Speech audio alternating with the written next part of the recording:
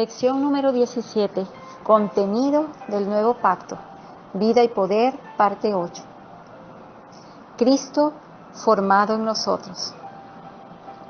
Hijitos míos, por quienes vuelvo a sufrir dolores de parto, hasta que Cristo sea formado en vosotros.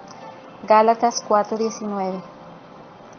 A medida que la ley de la vida vaya operando libremente en nosotros, la vida irá creciendo hasta que tengamos a Cristo formado en nuestro interior. ¿Qué significa que Cristo sea formado en nosotros? Hagamos uso de un sencillo ejemplo. En el huevo de gallina se encuentra en embrión la vida de un pollo. En los primeros días de la incubación, si usted trata de ver ese huevo a trasluz poniéndolo delante de una lámpara eléctrica, no podrá distinguir forma corporal alguna. En cambio, si espera a cuando los días de incubación estén ya casi cumplidos, el pollito que hay dentro estará casi listo para romper el cascarón. Si vuelve a examinar el huevo frente a una lámpara eléctrica, podrá distinguir ahora con claridad la forma de un pollito en su interior. Este proceso se podría expresar de la manera siguiente: el pollito es formado dentro del huevo. Según la medida en la que Cristo se vaya formando gradualmente en nosotros, seremos transformados cada vez más. Segunda de Corintios 3:18. La meta de esa transformación es que seamos semejantes a Él. Primera de Juan 3:2.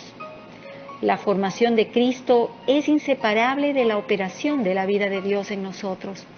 En el mismo grado en que la vida de Dios obra en nosotros, se está formando Cristo en nuestro interior.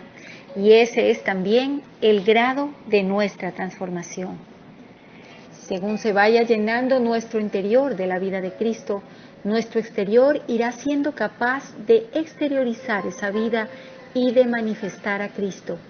Esto es lo que significa Romanos 8:29, para que fuesen hechos conforme a la imagen de su Hijo. Al mismo tiempo, es la meta que persigue Pablo y la experiencia que está viviendo. Vea Filipenses 3:10 y 1:20. De manera similar, podemos decir que la vida de Cristo todavía no está formada en un cristiano recién convertido, pero en un cristiano maduro sí lo está. La vida de Cristo es perfecta en sí misma. Sin embargo, puesto que está sujeta a nuestras limitaciones, podría no estar totalmente formada en nosotros. Pablo vuelve a sufrir dolores de parto por los creyentes de Galacia hasta que Cristo sea formado en ellos. En esta imagen podemos comprender lo importante que es la formación de Cristo en nuestro interior. Pablo no estaba usando palabras vacías ni expresando pesar por sí mismo. Volvía a sufrir dolores de parto por ellos. Esto exige tiempo, amor, intercesión, lágrimas y expectación diaria. ¿Cuántos hijos de Dios tienen hoy en día a Cristo formado en ellos? ¿Cuántos siervos del Señor se preocupan tanto del estado espiritual de los hijos de Dios que pasan por esos dolores de parto espirituales? Es aquí donde tenemos que arrepentirnos, gemir y derramar lágrimas por nuestro propio estado anormal y por nuestra falta de amor para con los hijos de Dios. ¿Cómo es posible que la vida espiritual de algunos de ellos sea tan infantil, anormal e incluso retrasada? ¿Tendremos que hacerlos a ellos totalmente responsables? ¿Cómo podemos vivir tan tranquilamente como si todo estuviera bien? ¿Hemos gemido y orado por ellos? Dios mío, perdónanos. Ten misericordia de nosotros. Danos más días para que aprendamos y adquiramos experiencia. Danos también tiempo para volver a sufrir dolores de parto por aquellos creyentes que quizás sean similares a los de Galacia. Se nos dice en Romanos 12:1-2 que para ser transformados hace falta primero que presentemos nuestro cuerpo y luego que tengamos renovado el entendimiento. La presentación de nuestro cuerpo la podemos hacer de inmediato, pero nuestra transformación es un proceso gradual. Por el momento, centremos nuestra atención en la relación que existe entre el entendimiento, mente y la transformación. Transformaos por medio de la renovación de vuestro entendimiento, Romanos 12:2, y renovaos en el espíritu de vuestra mente, Efesios 4:23. Los dos versículos hablan de la relación que existe entre la renovación del entendimiento o mente y la transformación personal. La obra del Espíritu Santo empieza siempre en el centro y se mueve hacia la circunferencia. El Espíritu, puesto que tiene una conexión especial con el entendimiento, ha de ser renovado antes de que lo sea éste. Entonces irá cambiando gradualmente nuestra conducta. El arrepentimiento es un cambio de nuestra mente, es un abrírsenos los ojos. En cambio, se produce la renovación del entendimiento cuando se nos llenan los ojos de luz. Mientras más grande sea la renovación del entendimiento, mayor será nuestra transformación personal. Por medio de la luz de vida, Dios va haciendo que nos vayamos conociendo cada día más y nos vayamos negando más. Y también que aprendamos más acerca de la realidad de la vida interior. De esta manera nos podemos despojar del viejo hombre a través de nuestra propia experiencia, al mismo tiempo que nos revestimos del hombre nuevo. Hablamos ahora del aspecto subjetivo de esta verdad, según el cual el cristiano ya se ha despojado del viejo hombre con su corrompida manera de ser para revestirse del nuevo hombre. Todas estas cosas son realidades cumplidas en Cristo. De acuerdo con el texto griego, el despojaos de Efesios 4:22 sería el habiéndoos quitado, y el vestíos del versículo 24 sería habiéndoos vestido. Debemos tener presente que la transformación no es lo mismo que la regeneración. Esta última se realiza en forma instantánea, mientras que la primera se realiza en un proceso que requiere cambios diarios y graduales. ¿Cuál es hoy su grado de transformación? ¿En qué estado se encuentra esa transformación? Si es ahora el mismo que cuando comenzó a ser cristiano, lleno aún de autoconmiseración y amor propio, egoísmo, búsqueda del propio interés, de orgullo e ideas acerca de su importancia, de dudas y cuidados, entonces es muy de dudar que haya conocido alguna vez la luz de Dios. Si se ha enfriado y endurecido, se ha vuelto más orgulloso y satisfecho consigo mismo, más despreocupado e independiente, todo esto se debe a alguna enfermedad que radica en el corazón o en la mente. Es necesario que se humille y comience a ver cómo están las cosas en su propio corazón. Necesita pedirle al Señor que sea misericordioso con usted, que lo ilumine y le dé fuerzas para desechar todos los pecados y todo el peso del yo que obstaculizan la obra de la ley de vida. Esto es lo que nos dice el Espíritu Santo. Si oyereis hoy su voz, no endurezcáis vuestros corazones. Hebreos 3, 7, 8. Que el Señor nos sea benévolo y haga que nuestro corazón se haga tierno en su presencia. Mientras tanto, creamos con sinceridad las palabras de Filipenses 2:13. Dios es el que en vosotros produce, así el querer como el hacer, por su buena voluntad.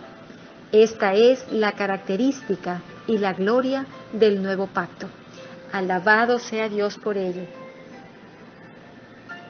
Transformados y conformes a Él. En Romanos 8:29 y Filipenses 3:10 y 21 encontramos la misma palabra griega traducida como conformes a, semejantes a. ¿Qué diferencia hay entre transformados y conformes a, semejantes a? Transformados es un término que habla de proceso, mientras que la expresión conformes a, semejantes a, habla del producto de ese proceso. Transformados se refiere al desarrollo gradual de la vida del Señor en nosotros, hasta que llegamos a tener la misma forma de nuestro Señor. Conformes a, semejantes a, significa que hemos sido tan transformados que ya somos iguales al Señor. Ser de la misma forma significa sencillamente que ambos han sido vertidos en el mismo molde. El que trabaja el cobre vierte el metal líquido en el molde. El cobre toma la forma del molde. El trabajo del repostero que hace un pastel es similar. Pone en un molde la masa que ha preparado y el pastel, al cocinarse, toma la forma del molde. Hasta este punto tenemos que llegar a ser semejantes al Señor, hasta el punto de ser hechos conforme a la imagen de su Hijo, como lo expresa Pablo en Romanos 8:29. Esto significa que hemos de ser como el Señor en su humanidad glorificada. Para que el hombre sea transformado realmente de acuerdo al molde dispuesto por Dios, necesita pasar por una transformación en cuanto a su calidad interna. Es decir, le hace falta que la vida de Dios vaya penetrando en su espíritu. Debe permitir que penetre todo su ser hasta que mediante el cambio de naturaleza llegue a una total transformación en su imagen. El Espíritu del Señor obra paso a paso, de gloria en gloria. Alabado sea el Señor. Pero regresemos ahora al tema del corazón. Por tanto, nosotros todos, mirando a cara descubierta como en un espejo la gloria del Señor, somos transformados de gloria en gloria en la misma imagen, como por el Espíritu del Señor. 2 Corintios 3:18. He aquí la metáfora del espejo. Sabemos que el espejo solo puede reflejar lo que tiene enfrente, es decir, que refleja el objeto que está directamente delante de él. De igual manera, nosotros reflejamos a Cristo en la misma medida que lo vemos a diario en nuestra vida. La expresión a cara descubierta indica simplemente que en nuestra cara no hay ningún velo que nos pueda impedir ver a Cristo de manera completa. Sin embargo, si sucede lo contrario, que hay algún velo en nuestra cara, ¿dejamos de ver a Cristo o lo vemos solo parcialmente? Una cuidadosa lectura de 2 Corintios 3, del 12 al 16, nos permitirá ver que el velo es producido por un corazón que no tiene anhelo por el Señor. En los días antiguos, el rostro de Moisés era resplandeciente después de que Dios hablaba con él. Los hijos de Israel tenían miedo del resplandor que había en el rostro de Moisés y no se atrevían a acercarse a él. Por esta razón, cada vez que iba delante de Dios, se quitaba el velo, pero cuando salía a la presencia del pueblo, se lo volvía a poner. Éxodo 34, del 29 al 35. Así pues, el velo que usaba Moisés en el rostro ponía al descubierto la realidad de que el corazón de los hijos de Israel estaba lejos de Dios. Este principio ha regido a los hijos de Israel desde entonces, y aún hasta el día de hoy, cuando se lee a Moisés, el velo está puesto sobre el corazón de ellos. 2 Corintios 3:15. Tienen miedo de la luz, no la quieren. Por esto no pueden entender el Antiguo Testamento que leen. No obstante, el verso 16 dice claramente que cuando se conviertan o vuelvan el corazón al Señor, el velo se quitará. Aquí está la clave para ver claramente al Señor o no verlo. Si nuestro corazón está vuelto hacia otras cosas, lo natural es que quede cubierto como por un velo. Viviremos como si el corazón estuviera bajo una luz mortecina y solo reflejaremos a un Cristo incompleto. El problema está en el espejo, es decir, en el corazón. Por consiguiente, cada vez que parezca haber una separación o un velo entre nosotros y el Señor, es necesario que una vez más nuestro corazón se vuelva al Señor. Tan pronto como lo haga, veremos claramente y el reflejo de Él que produciremos será igualmente claro. Semejantes a Él. Ya hemos dicho que la meta de nuestra transformación es llegar a ser semejantes a Él. Seremos completamente semejantes a Él cuando llegue el tiempo de su manifestación. Entonces vendrá la redención de nuestro cuerpo, de la que habla Romanos 8:23. En vista de eso, tenemos que mencionar también algo acerca de la redención del cuerpo. En la caída de Adán, el espíritu del hombre es el que muere primero. Entonces queda bajo el control del alma y se vuelve carnal. Finalmente, su cuerpo muere también. Génesis 5:5, Romanos 8, 10 y 11. La muerte pasa del espíritu al alma. En el momento de la regeneración, primero es vivificado el espíritu humano. Después, el Espíritu Santo hace morir las obras de la carne mediante la obra de la cruz. Romanos 8:13, Colosenses 3:5. Y el Espíritu Santo hace que nos neguemos a nosotros mismos cada día. Lucas 9:23. Gracias a la operación de la vida interior, nuestra transformación se va haciendo mayor cada día, tanto en características personales como en imagen. Así es como seremos semejantes al Hijo de Dios.